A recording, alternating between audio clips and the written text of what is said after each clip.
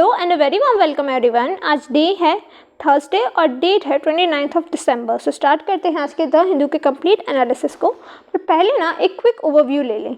देखो उल्टे से स्टार्ट कर रही हूँ मैं, अपोजिट पेज से। सो 12 पेज नंबर पे दो आर्टिकल्स हैं। एक तो ये हेल्थ के ऊपर, सॉरी रोड सेफ्टी के ऊपर, और दूसरा ये एकलव्य टीचर्स के बारे में है। देन आगे अगर जाए ना तो उज़्बेकिस्तान के अंदर 18 बच्चों की डेथ हुई है इंडियन मेडिसिन की वजह से। एंड एक है एफडीआई के बारे में इकोनॉमी के पेज के ऊपर। सो ये है। और एडिटोरियल देखें तो इंडिया नेपाल के बारे में है, एक नेपाल के बारे में है मेनली, पर उसमें थोड़ा सा इंडिया का भी पार्ट है। देन पॉपुलेशन के बारे में है और तीसरा एक टबैको के बारे में है। तो ये है आज का ओवरऑल डिस्कशन। कुछ और इम्पोर्टेंट लगेगा तो मैं बता दूंगी। सो स्टार्ट करते हैं। देखो 2020 में जो कोविड की वजह से रोड एक्सीडेंट हुए ना उसके बारे में बात कर रहे हैं। जो टोटल रोड एक्सीडेंट हुए ना कोविड की वजह से वो कोविड के टाइम पे वो कम हुए। कितने? अराउंड कोविड के टाइम पे 2020 में जो एक्सीडेंट हुए वो कम हुए। बट 2021 में जब लॉकडाउन खुल गया तो ये एक्सीडेंट इंक्रीज हुए। कितने? 20,000 जैसे एक्सीडेंट इंक्रीज हो गए। ठीक है। और डेथ की अगर बात करें तो 1.9% ज़्यादा डेथ हुई है 2019 के कंपैरिजन में 20 में। तो ये जो रिपोर्ट है ना ये पब्लिश करी गई। अब आपको क्या देखना है? अब आपको देखना है रोड सेफ्टी के बारे में। तो रोड सेफ्टी एक बहुत बड़ा मेजर कंसर्न है। क्यों है?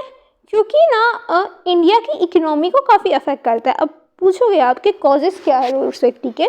देखो इंफ्रास्ट्रक्चर, अगर ये सड़क है इसमें इतने बड़े बड़े गड्ढे होंगे तो जो नए चलाने वाले होंगे वो तो गिरेंगे ही ना।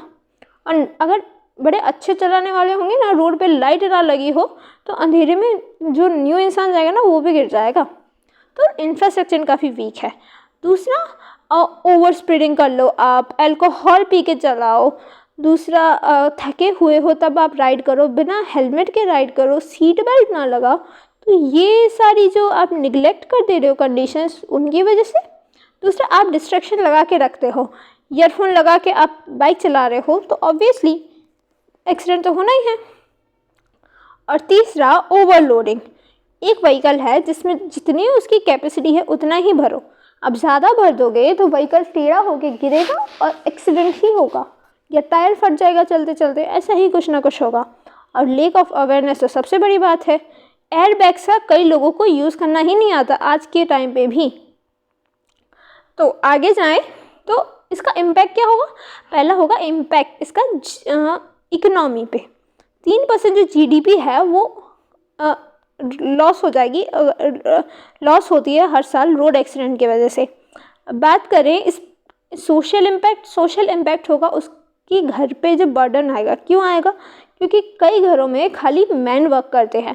अब मैन वर्क करेंगे तो वो अगर मैन जो होंगे ना उस फैमिली के, उसका उन्हीं का एक्सीडेंट हो गया तो फैमिली बिना सहारे की हो जाती है कई बार। आगे जेंडर स्पेसिफिक इम्पैक्ट, अभी वही वुमेन्स मैन वाला जो मैंने बताया। और अब क्या हम इस इंसिडेंट्स को कंट्रोल नहीं कर सकते? कर सकते हैं। ट्रांसपेरेंसी मैकेनिज्म को लाके ई चालान को लगे। नॉर्मल चालान ना कई बार रिश्वत की तरह माना जाता है, कई बार उसके नाम पे रिश्वत ली जाती है नॉर्मल चालान के मामले में। तो यही है। आगे अगर बात करें तो स्पीड डिटेक्टर। देखो आप ना स्पीड डिटेक्टर, स्पीड रेडार, ऐसे रेडार गन, ये सारी चीज़ें अगर आप दोगे ना तो इससे पता चलेगा कि सामने वाले की स्पीड कितनी है व्हीकल की, और फिर इससे पुलिस उसके अगेंस्ट एक्शन ले सकती है। और आपको यही नहीं पता होगा कितनी स्पीड है तो आप एक्शन कहाँ से लोगे। फिर आगे बात करें तो इम्प्रूव करना पड़ेगा सेफ्टी मेजर्स, जैसे स्पीड ब्रेकर्स हैं, स्पीड हम्प्स है, और ये सारी चीज़ें आपको इंक्रीज़ करनी पड़ेंगी। फिर लगाने पड़ेंगे स्ट्रिक्ट रूल और हैवी फाइन। फिर आगे बात करें तो यही है। और आपको ना सही से ट्रेनिंग देनी पड़ेगी, ट्रेन करना, जैसे हमें लाइसेंस देने के टाइम पे देखते हैं ना कि चलाना आता है नहीं, उस टाइप का ही कुछ। सो यही था रोड सेफ्टी के बारे में इम्पॉर्टेंट है। फिर ना ये एकलव्य टीचर के बारे में, ये दो इम्पॉर्टेंट आर्टिकल्स थे आज के। कुछ बैकग्राउंड इन्फॉर्मेशन के साथ। सो ना ट्राइबल पॉपुलेशन जहाँ 50% से ज़्यादा हो ना, वहाँ Eklavya model research student tribal setup करते हैं, स्कूल ट्राइबल स्टूडेंट्स सेटअप करते हैं। वापस कर दूँ, बहुत गंदा हो गया था। EMRS modern research Eklavya model research school, ठीक है, ये एस्टैब्लिश करते हैं। अब इसके अंदर जो टीचर होते हैं ना, उन्हें एकलव्य टीचर कहा है। तो ये इन एकलव्य टीचर्स को हम कंप्यूटर साइंस की नॉलेज देंगे, 2 दिन की ट्रेनिंग देंगे हम इन्हें। गवर्नमेंट की बात करिए, हमसे मतलब मेरा। चलो, और ये जो है ना, ये किसके अंडर करवाया जा रहा है? ये कन्वर्ट जा रहा है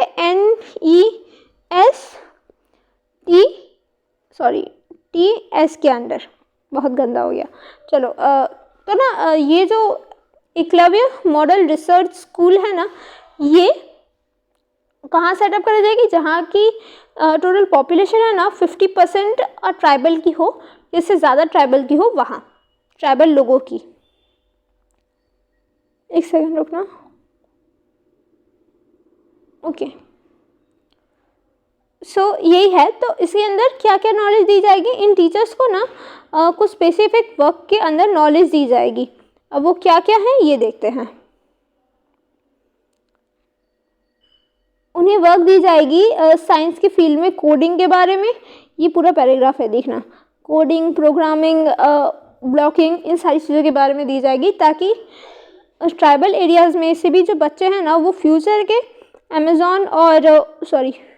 में अमेज़ॉन या ऐसी टेक्निक, ऐसी वेबसाइट क्रिएट कर सकें। अब ये जो प्रोजेक्ट है, ये 54 स्कूल्स में चलाई जाएगी, एकलव्य स्कूल्स में चलाई जाएगी, 6 स्टेट्स के। अब ये 6 स्टेट कौन से हैं? आंध्र प्रदेश, गुजरात, महाराष्ट्र, उड़ीसा, राजस्थान, तेलंगाना। स्टार्टिंग में 6 स्टेट में, बाद में आगे बढ़ा दी जाएगी अगर सक्सेसफुल हुई तो।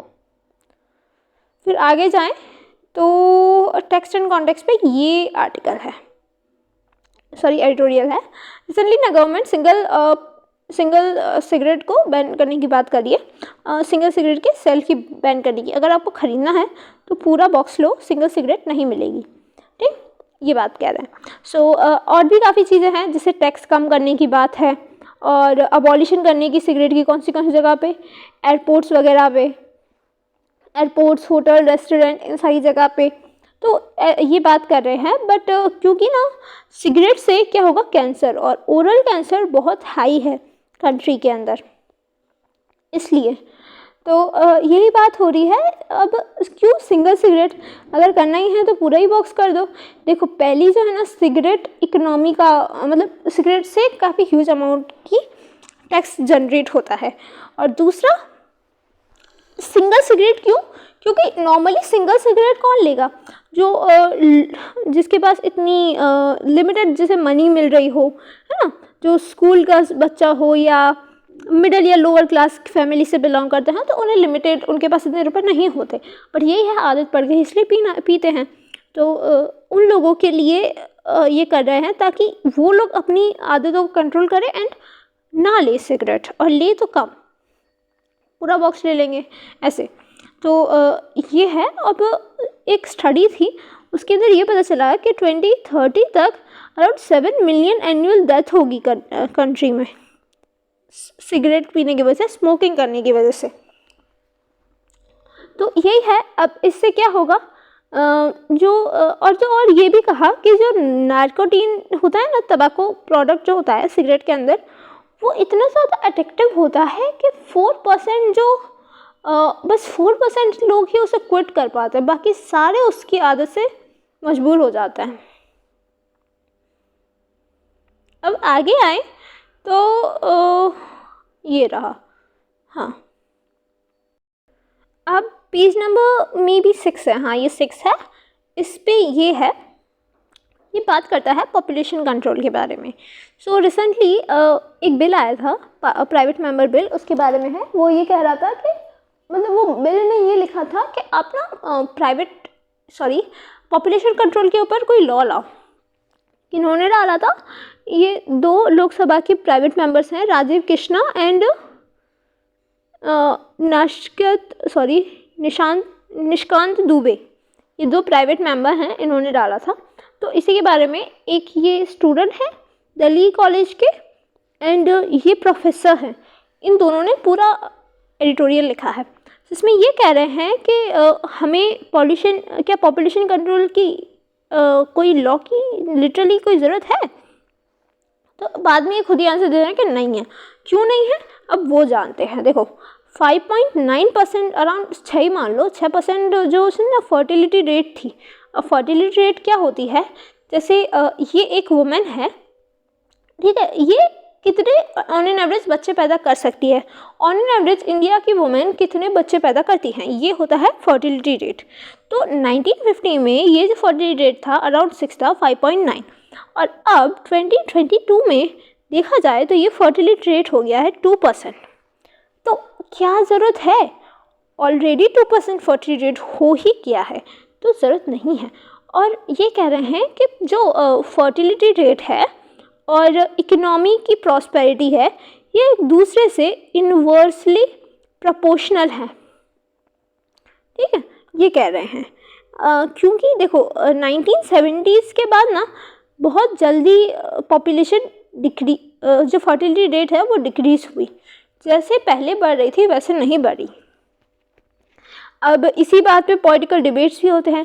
जैसे योगी आदित्यनाथ जी ने यूपी के सीएम जो हैं उन्होंने ये कहा कि हम गवर्नमेंट जॉब्स में एक काम करते हैं कि जिनके 2 बच्चे होंगे उन्हें ही अलाउ करेंगे, जिनके 2 से ज़्यादा बच्चे होंगे उन्हें हम अलाउ नहीं करेंगे। बट ऐसा प्रपोजल दिया था। बट आप खुद सोचो ना कि जो ऑलरेडी गवर्नमेंट जॉब में हैं और उनके 3 बच्चे हैं उनका क्या, और जिनकी 2 बच्चे पहली शादी से हुए और किसी रीज़न की वजह से उन्हें एक और शादी करनी पड़ रही है और उससे हो गया एक और बच्चा, तो उनका क्या, ये कह रहे हैं।